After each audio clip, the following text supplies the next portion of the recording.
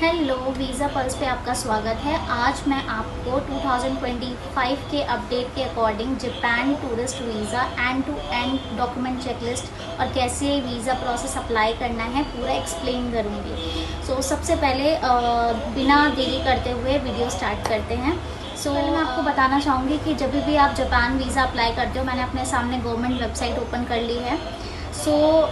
इसमें आपको अपने डॉक्यूमेंट सबमिट कराने जाना पड़ता है एम्बेसी। बेसिकली वीएफएस है जो थर्ड पार्टी है जहाँ पे आप डॉक्यूमेंट सबमिट कराने जाते हो। आप न्यू दिल्ली में भी करा सकते हो, कोलकाता में भी करा सकते हो, चेन्नई में भी करा सकते हो और बैंगलोर में भी करा सकते हो। मैं आज आपको किसी का एक ले लेती हूँ। वीज़ा टाइप में टूरिस्ट वीज़ा आपको ऑब्वियसली जाना होगा, जो कि वैलिड होता है अप टू 90 डेज़ के लिए।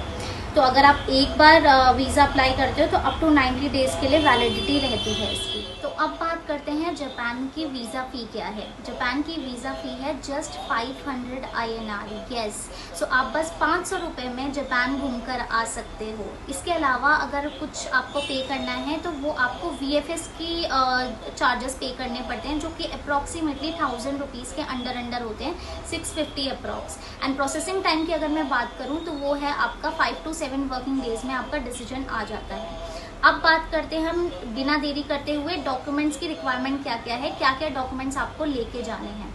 पहला है आपको पासपोर्ट लेके जाना है। वैलिड पासपोर्ट का मतलब होता है उसमें 2 ब्लैंक पेजेस होने चाहिए और उसकी वैलिडिटी उतनी होनी चाहिए जितने दिन के लिए आप जाना चाहते हैं। एटलीस्ट उससे थोड़ा ज़्यादा वैलिडिटी तो होनी चाहिए, ठीक है। देन आपकी फ़ोटोज़ है, फ़ोटोज़ 80% आपका फेस विजिबल होना चाहिए, वाइट बैकग्राउंड होना चाहिए। देन आपका कवर लेटर है।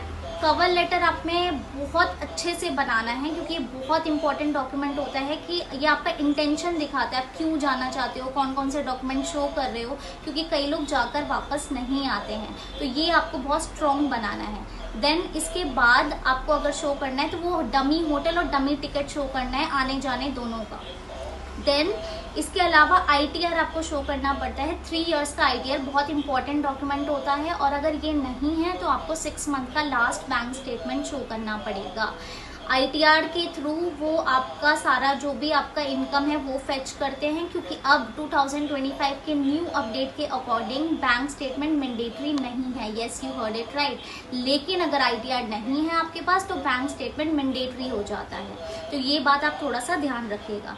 देन अगर आप अपनी फैमिली के साथ जा रहे हैं तो फिर उसके लिए आपको अपना मैरिज सर्टिफिकेट देना पड़ेगा, और अगर आपका कोई किड है तो उसके स्कूल से जो लीव लेटर मिलता है वो लगाएंगे आप, स्कूल का ID कार्ड लगाएंगे और बर्थ सर्टिफिकेट लगाएंगे।